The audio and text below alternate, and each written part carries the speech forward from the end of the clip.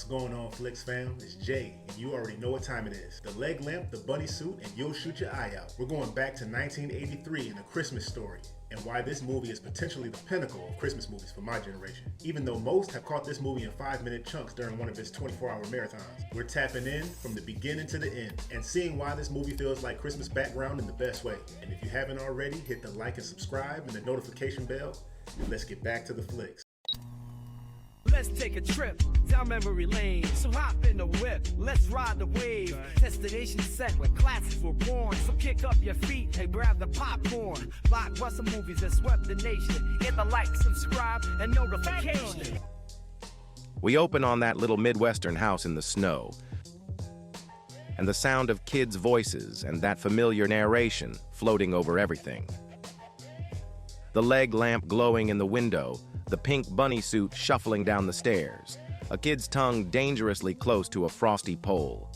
It feels less like the start of a movie and more like flipping past a channel you've seen 1,000 times and going, oh yeah, it's that one. You know what I love about A Christmas Story? It understands that for a kid, Christmas is about that one thing. Not the whole pile, not the overall spirit, just that one thing that hijacks your brain for the entire month of December, maybe even the year. For Ralphie, it's a Red Ryder BB gun. There's two particular Christmases I can remember as a child that stand out above the rest. When I wanted a My Buddy doll and when I wanted a Nintendo Entertainment System. For you, it might have been a game console, a doll, a bike, a pair of sneakers, or whatever it was. You remember that everything else faded into the background. You circled it in a catalog, you left it open on the table by accident, and you brought it up randomly in conversations hoping that your parents would take note. And that's what I see every time Ralphie stares at this ad. It's not just a kid wanting a toy. It's that pure, single-minded, laser-focused Christmas obsession we all had at least once. And the older I get, the more precious that feeling becomes. Because now I'm worried about budgets, cooking, scheduling, and back then, I was just worried about whether or not that one box was gonna be under the tree. This movie lets us go back to that headspace just for a little while. And honestly, that might be the most precious gift it could give us every year. We zero in on Ralphie, nose pressed to that store window, eyes locked on the Red Ryder BB gun like it's the Holy Grail. We see the catalog ad, the slow zoom on the rifle, and then his imagination takes off. Suddenly, he's a heroic cowboy, saving the day with that BB gun while choir music swells. Every shot, every transition screams, this is the most important thing in this kid's entire universe. One of the reasons this movie feels so real, even with all the silly elements, is all of the tiny details that it sneaks in that you recognize from your childhood. Growing up in Buffalo, New York, I can remember how overdressed my mother would get me in preparation for all that lake effect snow. In that scene when she's bundling up his little brother and he can't even put his arms down, that's not comedy, that's reality. Half of us went to school looking like walking sleeping bags. Or think about the classroom, that teacher's drawer full of confiscated toys and gadgets. That is such a specific kid fear, watching your favorite childhood possession disappear into a drawer like it's a black hole. Shout out to Mrs. Colby. You're thinking, man, I may never see that again. And my parents better not find out that I brought it to school because I wasn't supposed to. And then there's the neighborhood bullies. Every neighborhood had a Farkas. Maybe not in a coonskin cap, but definitely the kid who knew when and where to pop up to ruin your walk home. But they were a part of the ecosystem. In a weird way, they almost made the victory sweeter, getting around them, outrunning them, and maybe eventually even standing up to them. A Christmas Story doesn't treat any of those things like a dramatic plot point. It just lets it live in the background the way it does in real life. That's why when you watch this movie, you don't just remember the movie, you remember you. We slide into the breakfast table chaos. Kids half awake, cereal slurping, the old man buried in his paper, mom juggling plates and conversation. Ralphie drops his first BB gun hint like a kid trying to sneak a confession into small talk. Mom doesn't even pause, just fires back with the legendary line, Shoot your eye out. "You'll shoot your eye out," like she's said it 100 times in her head already. The dream hits its first brick wall before the toast is even buttered. Man, this scene feels so familiar. We all had that moment where we floated a big Christmas wish to the grown-ups and they hit us with a quick nope. Maybe it was a mini bike or a drum set. Maybe it was that pet you definitely weren't responsible enough to take care of. Test those waters and your parents fire back with their version of you'll shoot your eye out. The response I always got was those stock phrases like, who's gonna pay for that? Do you have game console money? Ask me again when you're grown. All those responses were code for, this conversation is over, champ. Out on the school playground, it's that perfect gray winter day. Snow on the ground, breath in the air, kids in oversized coats shuffling around trying to stay warm. Ralphie and the crew huddle near the flagpole, talking trash the way only kids can, when the dare game starts. First, it's just talk, then a regular dare, then a double dare, and finally, the camera pushes in as Flick gets hit with the ultimate, the triple dog dare. He hesitates. The other kids lean in, and before anyone can stop it, he leans forward and presses his tongue to the frozen metal. There's this quiet beat where you realize it actually worked. And then the panic kicks in as the bell rings, the kids run inside, and Flick is stuck there, literally glued to his bad decision. Let's talk about triple dog dares, and that kind of childhood peer pressure is terrible and hilarious at the same time. The flagpole scene is legendary because it's so simple. It's just one kid daring another kid to do something obviously stupid, and we all know how those conversations feel. It starts innocent enough, a dare, then a double dare, then you go ahead and hit the nuclear option, the triple dog dare. And once that's on the table, your pride is locked in. Your reputation is at stake. You know it's a bad idea. Everybody knows it's a bad idea. You also know everybody's going to be talking about it for the next year if you back down. As adults, we talk about peer pressure like it's this big abstract thing. But as kids, we lived in these moments. Putting your tongue on frozen metal, jumping off a swing, sneaking somewhere you shouldn't. This movie nails the balance where it's funny now, but low-key it kind of puts a knot in your stomach. And that's why it's so funny. Not just because he licked the pole, it's because all of us have had some version of that in our childhood. It captures the kid logic so perfectly, like it has an inside look at your childhood group chat. What's one of the most stupid things you've done as a kid simply because of a dare? Go ahead and put it in the comments. We cut to the old man wrestling with the furnace, mumbling fragile under his breath, living in his own personal sitcom downstairs. Then the doorbell rings, and here comes the mysterious crate, his major award.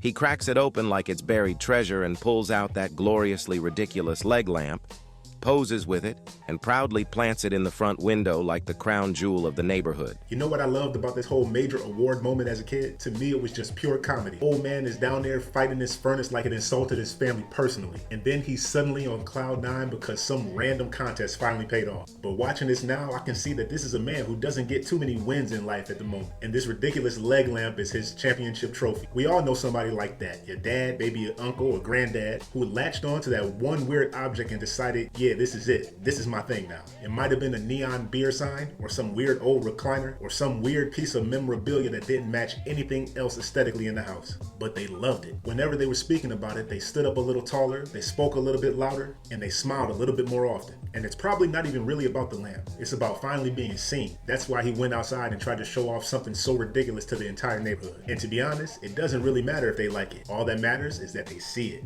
We watch Mom floating through scenes like a one-woman support staff, serving dinner, smoothing over arguments, quietly, accidentally, bumping into the leg lamp until it shatters.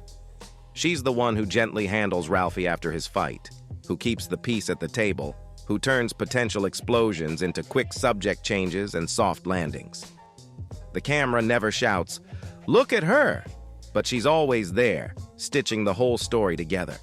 Every time I watch this movie, I can appreciate the mom a little bit more each time. She's got the whole house and the family operating like a well-oiled machine. She's the one turning the heat down on the arguments, making sure they don't boil over, quietly cleaning up disasters, sometimes even taking emotional punches, but she just keeps it moving. And there's no real moment in this movie where they're like, "Wow, Mom, you're the real hero." She's just always there in the background, making sure the house is clean, making sure the kids are safe, and even making sure the dad gets his little wins here and there. It's a little tribute to all the moms, grandmoms, and aunties who all made our childhood holidays feel magical, even though sometimes behind the scenes, things were barely being held together. I love you, Mom. We head into the department store and it's pure Christmas overload. Lights, ornaments, lines of kids snaking up to Santa, elves barking orders, clock ticking. By the time Ralphie reaches the top, he's so overwhelmed his mind goes blank. The BB gun pitch he practiced all movie evaporates, and when he finally blurts it out, Santa leans in with that booming, "You'll shoot your eye out, kid," and sends him down the slide with a boot for emphasis. You ever notice how this scene perfectly captures how overwhelming kids' Christmas really is? You spend a whole week hyping yourself up to meet Santa, this mythical, magical dude who supposedly knows your whole life. And Ralphie had this speech down pat. He had the whole BB gun pitch locked in. And the second he's face to face with Santa, it's gone. And I would need more than 2 hands to count how many times that's happened to me. You end up just staring at this stranger in the beard, breath probably stinking like, what, toys? This whole sequence is hilarious, and the way the Santa Claus boots Ralphie at the end is priceless. The nervousness as a kid, the excitement, and the low-key terrifying, all at the same time. We fade into Christmas morning glow, wrapping paper everywhere, kids buzzing, parents smiling, half-awake smiles. Ralphie opens one present after another, cool stuff, fun stuff, but no Red Ryder. You can see the quiet disappointment creeping in. Then his dad casually points out one last box hiding in the corner. Ralphie opens it, and there it is.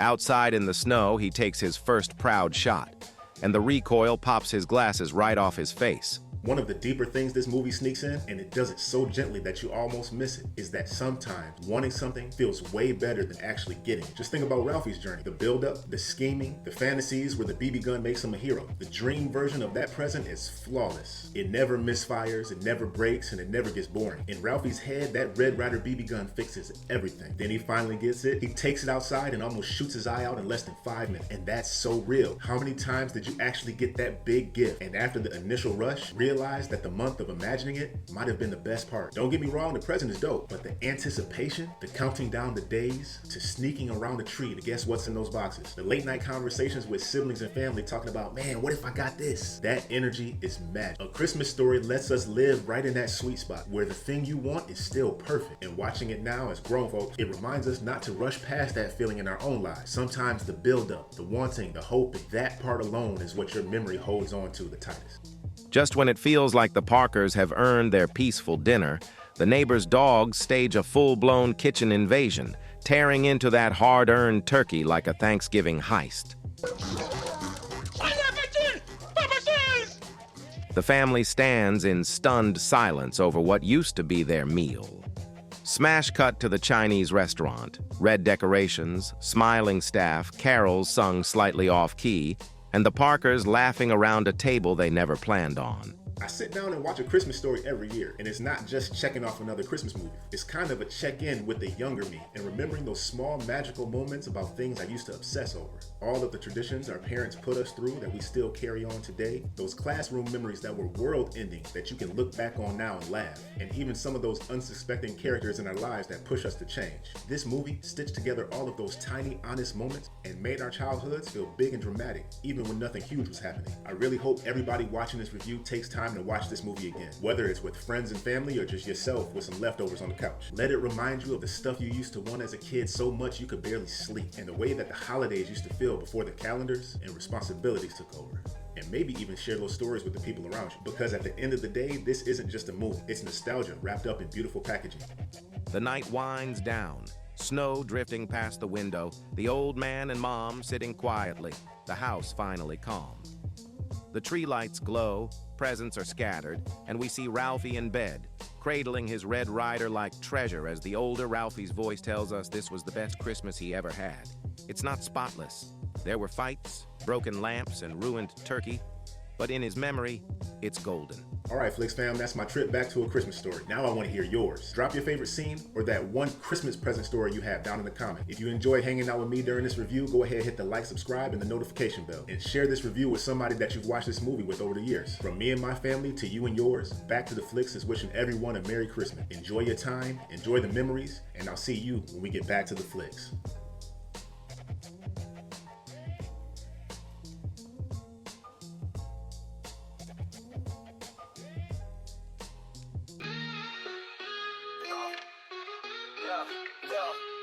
We're going back to the flicks, rewind and mix 80s flicks, family ties in the Netflix fix. Reliving those days with the little ones amazed in the retro wave. Old classics pave the way. Back to the flicks, rewind and mix 80s flicks, family ties in the Netflix fix. Reliving those days with the little ones amazed in the retro wave. Old classics pave the way.